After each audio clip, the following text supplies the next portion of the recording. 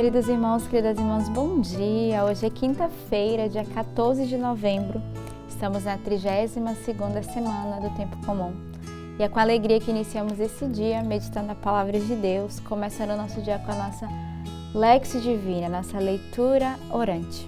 Hoje, quinta-feira, é um dia também que recordamos essa unidade, essa comunhão do Senhor. Então, para nós, é um dia particularmente de rezarmos pela Igreja. A cada quinta-feira nós relembramos a instituição da Eucaristia e Jesus que se deu a cada um de nós e que oferece também o seu corpo e o seu sangue por toda a nossa Igreja. E na presença dele nós queremos rezar, de modo particular pelo Papa Francisco, pastor da nossa Igreja, as intenções que ele traz no coração e juntamente com ele todos aqueles que o cercam, os cardeais, os bispos, os sacerdotes do mundo inteiro, os sacerdotes da nossa comunidade Sementes do Verbo. Damos ação de graças pelos nossos padres e de modo particular queremos confiar os 3 diáconos que se preparam para a sua ordenação presbiteral, o diácono Marco, o diácono João Gabriel e o diácono João Batista, que dia 14 de dezembro irão viver a sua ordenação sacerdotal. Então já podemos rezar também por esses 3 jovens, 3 homens de Deus que se consagram ao serviço do Senhor. E você pode também trazer ao teu coração neste dia o padre da sua paróquia, um padre amigo vosso, padre amigo da nossa comunidade, e também aquele que hoje passa por uma dificuldade, seja ela de saúde, física, espiritual, seja ela psicológica, aqueles que estão mais fragilizados e que precisam ser sustentados pela nossa oração, pela nossa intercessão.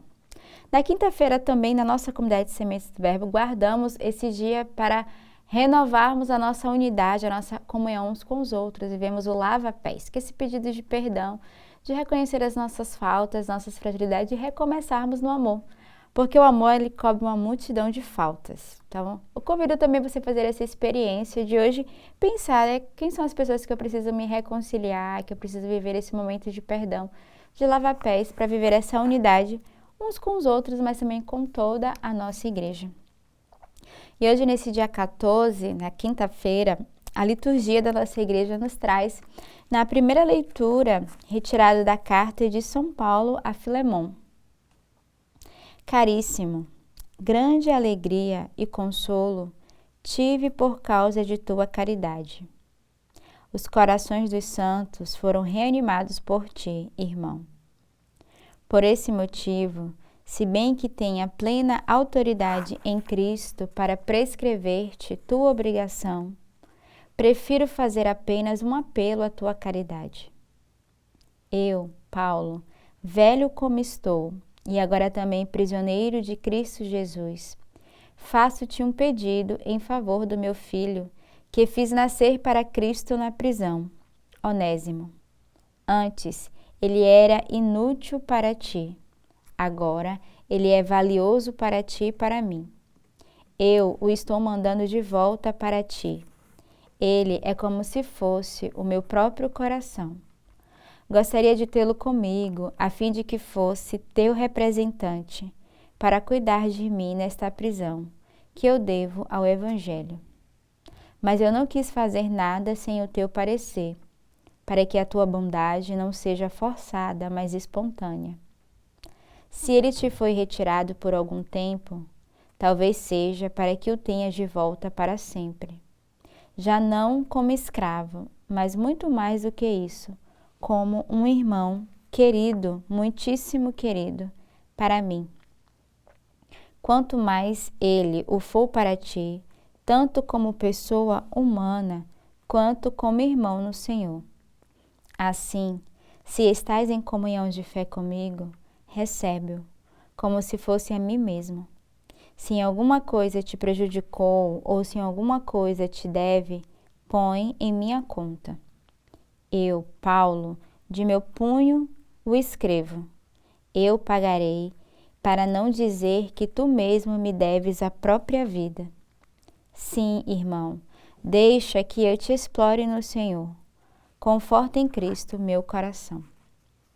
Na leitura de hoje, São Paulo vai descrever a história de Onésimo, que foi um escravo que fugiu do seu dono, um amigo de Paulo chamado Filemo. Então, Onésimo era escravo de Filemo e Filemo era amigo de Paulo. E aqui Paulo vai o reconhecer na prisão e vai ajudar ele a se converter, fazendo nascer de novo para Cristo por meio do batismo. Então, tendo Onésimo completado o tempo, de pena, Paulo vai escrever a Filemo, que é seu amigo, pedindo que acolha de novo Onésimo em sua casa, já não mais como um escravo, porque ele fez esse caminho de conversão, mas como um irmão em Cristo. E aí ele vai suplicar que ele o acolha novamente, que devolva ele toda a dignidade.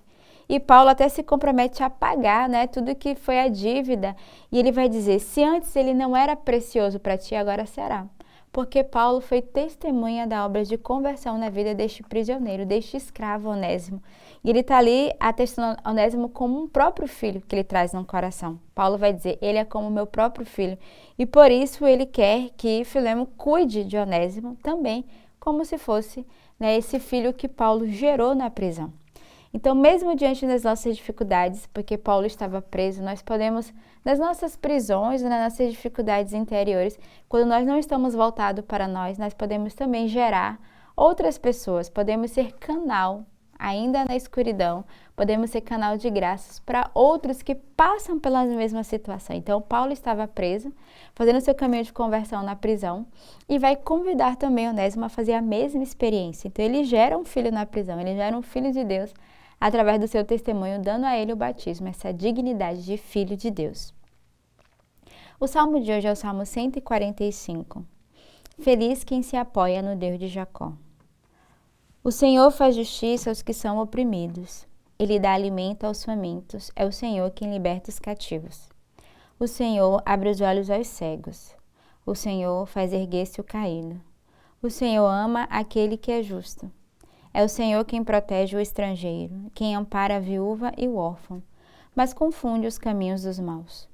O Senhor reinará para sempre, ó Sião, o teu Deus reinará, para sempre e por todos os séculos. Então, o salmo de hoje vai dizer, feliz quem se apoia no Deus de Jacó. Então, é esse salmo de confiança. O salmista hoje nos apresenta um coração que confia. Aquele que confia no Senhor pode se apoiar nele. E ele vai dizer, o Senhor, ele faz justiça aos que são oprimidos. Ele vai lembrando a graça e a bondade de Deus com a alma, com o homem. Ele dá alimento aos famintos, o Senhor liberta os cativos. Aí ele vai começar a contar as maravilhas do Senhor. O Senhor abre os olhos aos cegos, faz erguer-se o caído, ama aquele que é justo e protege o estrangeiro. Ampara a viúva e o órfão. O Senhor reinará para sempre por todos os séculos. Então é um salmo que nos convida a entrar nessa mesma confiança e a fazer memória, a reconhecer que o Senhor é um Deus de milagres, um Deus de poder, um Deus que tudo pode. E assim como o salmista retrata tudo que o Senhor faz, nós podemos fazer o nosso próprio salmo, reconhecendo a bondade do Senhor, reconhecendo tudo que Deus pode realizar por cada um de nós. O evangelho de hoje é retirado do evangelista São Lucas. Naquele tempo, os fariseus perguntaram a Jesus sobre o momento em que chegaria o reino de Deus. Jesus respondeu, o reino de Deus não vem ostensivamente, nem se poderá dizer, está aqui ou está ali, porque o reino de Deus está entre vós. E Jesus disse aos discípulos, dias virão em que desejareis ver um só dia do Filho do Homem, e não podereis ver.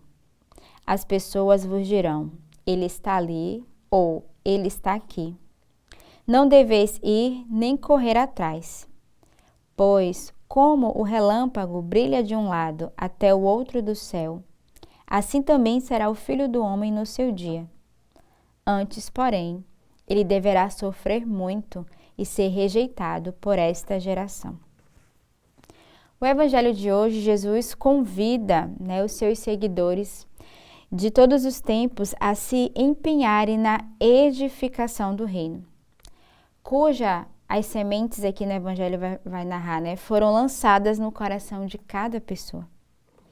Quem constrói relações fraternas, vai praticar o amor, vai praticar a solidariedade, a justiça, vai buscar fazer o bem, vai tornar-se semelhante ao Senhor e vai viver essa manifestação do reino de Deus no mundo. E é isso que o Evangelho de hoje nos traz, essa reflexão. e somos convidados a já buscar viver o reino de Deus aqui na terra, no meio de nós. Então, que nessa quinta-feira possamos pedir ao Senhor a graça de que o reino de Deus venha de fato reinar em nosso coração através desse amor uns com os outros, dessa reconciliação e desse desejo de perdão que devemos dar e também receber o perdão.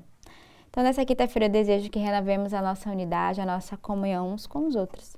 Tenhamos uma bela quinta-feira neste dia e que Deus os abençoe. Queridos irmãos e irmãs, bom dia. Entre os vários meios pelos quais o Espírito Santo realiza sua obra de santificação na Igreja, Palavra de Deus, sacramentos, oração, há um muito especial, que é a piedade mariana, que na tradição católica sempre tem esse ditado: a Jesus através de Maria. A Nossa Senhora nos faz ver Jesus. Ela nos abre as portas. Sempre. Nossa Senhora é a mamãe que nos leva pela mão até Jesus. Nunca Nossa Senhora destaca a si mesmo. Nossa Senhora assinala Jesus. Indica Jesus. E essa é a piedade mariana. A Jesus através das mãos de Maria. São Paulo define a comunidade cristã como uma carta de Cristo, redigida por nosso ministério, escrita não com tinta, mas com o Espírito de Deus vivo, não em tábuas de pedra, mas em tábuas de carne, de coração humano. Maria, como primeira discípula e figura da Igreja, é também uma carta escrita com o Espírito de Deus vivo. Precisamente por isso, ela pode ser conhecida e lida por todos os homens, mesmo por aqueles que não sabem ler livros de teologia, por aqueles pequeninos a quem Jesus diz que os mistérios do reino são revelados, escondidos aos sábios. Ao dizer o seu sim, o seu fiat, ao anúncio do anjo, ele diz ao anjo sim, que se faça a vontade do Senhor. É como se Maria dissesse a Deus: eis-me aqui, sou uma tábua de escrever, que o escritor escreva o que quiser, faça de mim o que quiser o Senhor de todas as coisas. Naquele tempo, escrevia-se em tábuas de cera. Hoje diríamos que Maria se oferece a Deus como uma página em branco na qual ele pode escrever o que quiser. O sim de Maria ao Ângelus, escreveu um conhecido exegeta, representa o ápice de todo o comportamento religioso diante de Deus, pois ela exprime da maneira mais elevada a disponibilidade passiva, combinada com a prontidão ativa. O vazio mais significativo que acompanha a maior plenitude. Eis, portanto, como a Mãe de Deus é instrumento do Espírito Santo na sua ação santificadora. No meio da profusão interminável de palavras ditas e escritas sobre Deus, sobre a Igreja e sobre a santidade, que muitos poucos, se é que alguns são capazes de ler e compreender na íntegra, ela sugere apenas duas palavras que todos, mesmo os mais simples, podem pronunciar em qualquer ocasião. Eis-me aqui e fiat.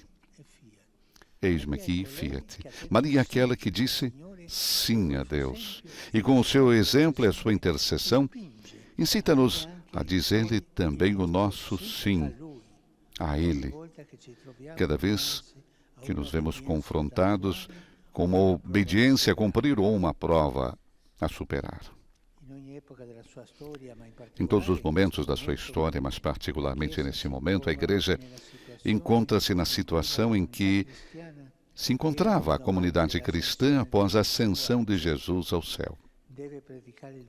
Deve anunciar o Evangelho a todos os povos, mas está à espera do poder do alto para poder fazer. E não esqueçamos que, naquele momento, como lemos nos Atos dos Apóstolos, os discípulos estavam reunidos à volta de Maria, mãe de Jesus. É verdade que havia outras mulheres com ela no cenáculo, mas a sua presença é diferente e única entre todas. Entre ela e o Espírito Santo existe um vínculo único e eternamente indestrutível, que é a própria pessoa de Cristo, encarnado pelo Espírito Santo no seio da Virgem Maria, como nós recitamos no Credo. O evangelista Lucas sublinha deliberadamente a correspondência entre a vinda do Espírito Santo sobre Maria na Anunciação e a sua vinda sobre os discípulos no Pentecostes, usando algumas expressões idênticas em ambos os casos. São Francisco de Assis, numa das suas orações, saúda a Virgem como filha e serva do Rei Altíssimo, o Pai Celeste, Mãe do Santíssimo Senhor Jesus Cristo, esposa do Espírito Santo, filha do Pai, mãe do Filho, esposa do Espírito Santo. Nenhuma palavra mais simples poderia ilustrar a relação única de Maria com a Trindade. Como todas as imagens, essa da esposa do Espírito Santo não deve ser absolutizada, mas tomada pela quantidade de verdade que contém. E é uma verdade muito bela. Ela é esposa, mas é, antes disso, a discípula do Espírito Santo. Esposa e discípula. Aprendamos com ela a ser dóceis às inspirações do Espírito, especialmente quando ele nos sugere que nos levantemos depressa e vamos ajudar alguém em necessidade, como ela fez logo depois que o anjo a deixou. Obrigado.